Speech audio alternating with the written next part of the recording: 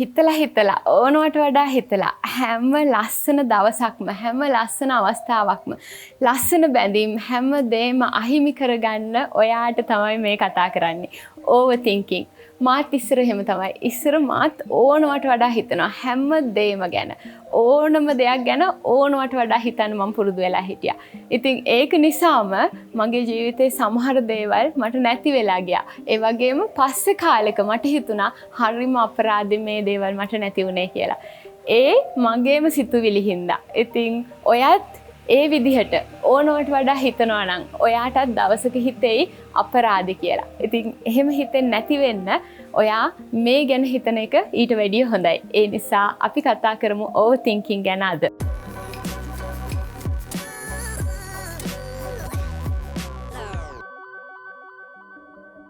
සිතුවිලි කියන්නේ හරි පුදුමාකාර දෙයක්. මේ පුදුමාකාර දෙයට පුළුවන් අපේ ජීවිත වෙනස් කරන්න. අපේ පාර, අපේ මාර්ගය වෙනස් කරන්න. අපේ ජීවිත කඩාකප්පල් කරවන්න. ඒ වගේම අපිට හිතාගන්න බැරි තරම් දුක් අන්දරාවක් අපේ ජීවිතවලට ගෙනත් දෙන්න. ඒ වගේම සිතුවිලි වලට පුළුවන් අපේ ජීවිත හිතාගන්න බැරි තරම් අපිව ඉහළට අරගෙන යන්නත්. overthinking ගැන කතා කරන්න කලින් මම ඔයාලට සිතුවිලි ගැන පුංචි දේවල් ටිකක් කියන්නම්. කාරණා තුනයි කියන්න යන්නේ. මේ කාරණා තුන ඔයා දැනගත්තොත් overthinking ගැන ඔයාට ලොකු ගැටලු ඇති වෙන එකක් නැහැ. පළවෙනි කාරණාව තමයි සිතුවිලි වලට අර මං දැන් කිව්වා වගේ අපිව කන්ට්‍රෝල් කරන්න පුළුවන් කියන එක. අපිව හිතාගන්න බැරි තැනකට අරගෙන යන්න පුළුවන් කියන එක. දෙවෙනි කාරණාව තමයි අපිට පුළුවන් සිතුවිලි කන්ට්‍රෝල් කරන්න. තුන්වෙනි එක තමයි අපිට පුළුවන් සිතුවිලි කන්ට්‍රෝල් කරන්නෙත් නැතුව එහෙම නැත්නම් සිතුවිලි වලට අපිව කන්ට්‍රෝල් කරන්න දෙන්නෙත් නැතුව අපිට පුළුවන් මේක නිරීක්ෂණය කරලා මේ සිතුවිලි නිෂ්ප්‍රභා කරන්න. එහෙම නැත්නම් මේ සිතුවිලි වලින් කරන බලපෑම අඩු කරන්න. මේ කාරණා තුන ගැන ඔයා පොඩ්ඩක් හිතලා බැලුවොත් ඔයාට පුළුවන් වේවි ඔයාගේ සිතුවිලි වලට ඔයා මොකද්ද කරන්න කියන එක තීරණය කරන්න.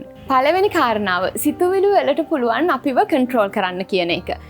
ඇත්ත. සිතුවිලි වලට පුළුවන් අපිව සම්පූර්ණයෙන්ම වෙනස් කරන්න. ඒ වගේම අපේ ගමන වෙනස් කරන්න. අපේ ජීවිත කඩාකප්පල් කරන්නත් සිතුවිලි වලට පුළුවන්. සිතුවිලි අපිව කන්ට්‍රෝල් කරන්නේ කොහොමද? සිතුවිලි සාමාන්‍යයෙන් අපි දන්නෙත් නැතුවම ඇති වෙන දෙයක්. අපිට සමහර වෙලාවට ඒ ගැන කිසිම හැඟීමකුත් නැහැ අපේ සිතුවිලි මෙන්න මේ වෙලාවේදී මේ විදිහට ඇති වෙනවා කියලා. නමුත් සිතුවිලි ඇති වෙලා මොකක් හරි හේතුවක් නිසා සිතුවිල්ලක් ඇති වෙනවා. දැන් සිතුවිලි අපිව කන්ට්‍රෝල් කරනවා කියලා කියන්නේ ඇත්තටම සිතුවිල්ල අපිව කන්ට්‍රෝල් කරනවා කියන එක නෙමෙයි. අපි තමයි මේ සිතුවිල්ලට උදව් කරන්නේ, සපෝට් කරන්නේ අපිව කන්ට්‍රෝල් කරන්න. උදාහරණයක් කියන්නම්. දැන් ඔයා හිතන්න ඔයා ගැන කවුරු හරි මොනවා හරි නරක දෙයක් කියලා තියනවා කියලා ඔයාට ආරංචි වෙනවා.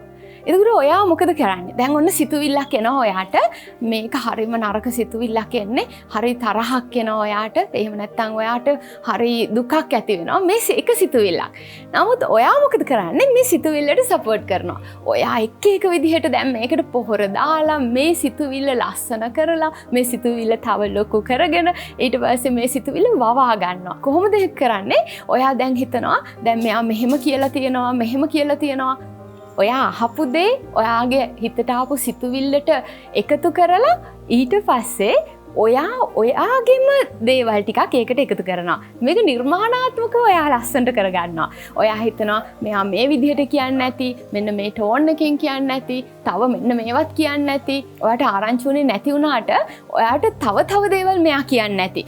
කවුරු එතන හිටියද දන්නේ, තව කී දෙනෙකුට කිව්වද දන්නේ. දැන් ඔයා මේ විදිහට ඔයාගේ සිතුවිල්ල වවනවා. දැන් හැම තිස්සෙම ඔයා මේ ගැන හිතා මේකට පොහොර දදා මේක තව වැඩි කරගන්න උත්සාහ කරනවා.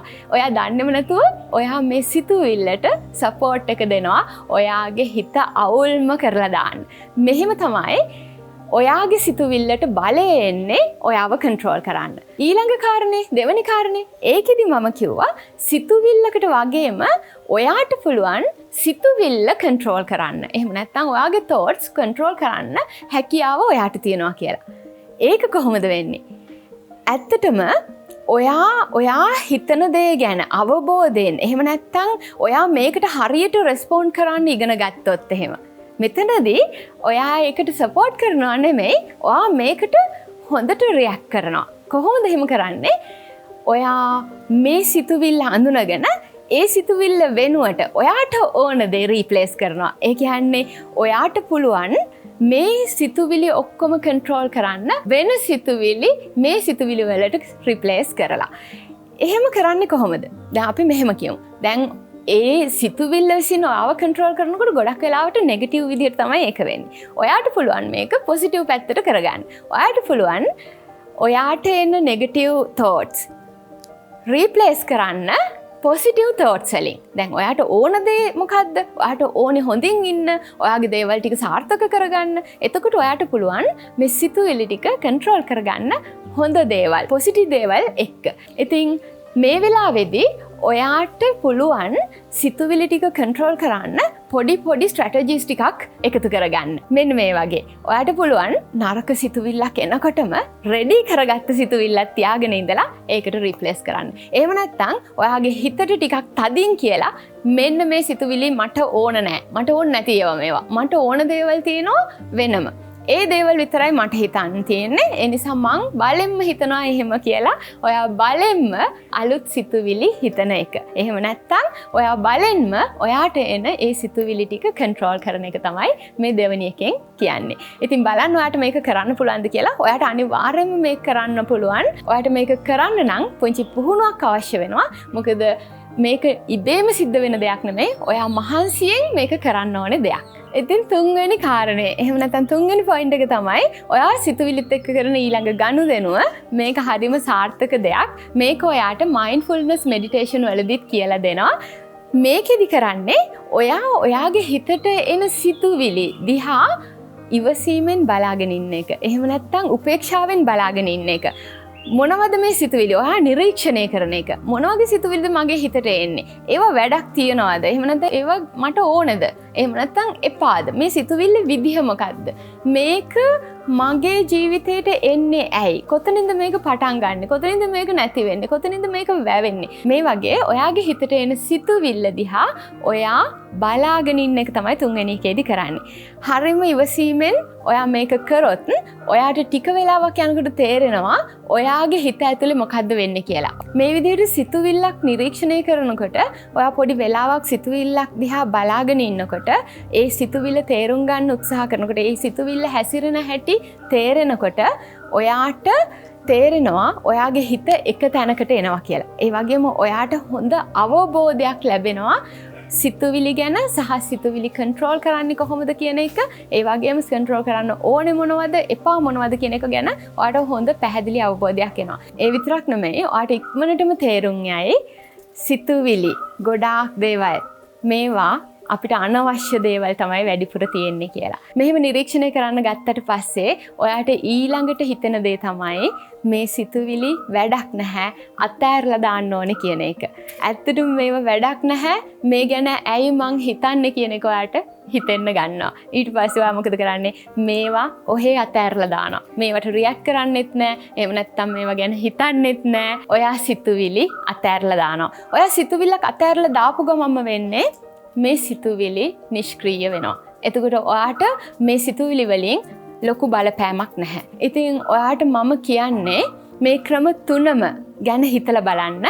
ඇත්තටම ඇයි අපි සිතුවිල්ලක් පස්සේ පන්නන්නේ? ඇයි අපි සිතුවිල්ලකට ඕනවට වැඩිය රියැක්ට් කරන්නේ? ඇයි අපි සිතුවිල්ලක් අනවශ්‍ය විදිහට අපිට බාරගන්නේ? සිතුවිලි ඇත්තටම සමහර දේවල් අපිට අවශ්‍යම නැහැ. අතෑරලම දාන්න ඕන දේවල්.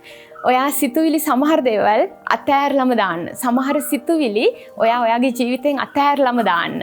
එහෙම නැත්තම් ඔය එන සිතුවිලි වලින් ඔයා ප්‍රයෝජනයක් ගන්න. ඔය දෙකෙන් එකක් කරන්න. එතකොට ඔයාට ලොකු සැනසීමක් සහනයක් දැනේ. ඔයාගේ සිතුවිලි ඔයාට ඔළුවට කොයි තරම් බරක්ද කියලා කලින් හිතුණට පස්සේ හිතේ මේ සිතුවිලි කියන්නේ හරිම සැහැල්ලු දේවල් ටිකක් විතරයි කියලා. හිතත් එක්ක තියෙන ගනුදෙනුව ඔයාට බර වැඩි නම් මේක කරගන්නම බැරි නම් කොච්චර මොන දේ කිව්වත් ඔයාට නොහිතා ඉන්නම බැරි නම් මෙන්න ඔයාට අන්තිමට තියෙන විසඳුම. ඔයා වැඩ කරන්න. වැඩ වලින් ඔයාගේ කාලය පුරව ගන්න. එතකොට ඔයාට හිත හිතා ඉන්න වෙලාවක් නැති වෙනවා. ටයිම් ස්ලොට්ස් වෙන් කරගන්න ඔයාගේ අත්‍යවශ්‍යම වැඩවලට. ඒ වැඩ ටික ඉවර කරලා තමයි වෙන දෙයක් මං හිතන්නේ කියන එක ඔයාගේ හිතට ඔයා කියලා තියන්න. එහෙම නැත්නම් ඒ වැඩ ටික ඉවර වෙලා පස්සේ වෙලාවක් අරගෙන තැවෙන දේවල්, හිතන දේවල් ගැන හිතන්න ඒ කාලය ගන්න. ඊළඟට ඔයා එකම දේ ගැන 100 පාරක් හිතන්න යන්න එපා. තේරුමක් නැහැ. අපි කියමු එක්සෑම් ක්වෙස්චන් එකක් ගත්තා කියලා මේක 100 පාරක් කියෙව්වත් වැඩක් නැහැ. මේකට උත්තරයක් දෙන්නේ නැතුව. ඉතින් ඒ වගේ තමයි ඔයාගේ ওই ප්‍රශ්නත් 100 පාරක් හිතන්න එපා. 100 පාරක් හිතුවට වැඩක් නැහැ. ප්‍රශ්නේ කියෙව්වට පස්සේ උත්තරේ. ඒ වගේම ඔයාගේ ඒ සිතුවිල්ල මොන හරි ප්‍රශ්නයක් නම් ඒ සිතුවිල්ල මොකක් හරි ප්‍රශ්නයක් නම් ඒකට උත්තරේ හොයාගන්න. ඕනම ප්‍රශ්නයකට එක්ක විසඳුමක් තියෙනවා. එහෙම නැත්නම් විසඳුමක් නැහැ. විසඳුමක් තියෙනවා නම් කොහොම හරි ඔයා ඒ විසඳුම හොයාගන්න. විසඳුමක් නැත්නම් අතෑරලම දාන්න.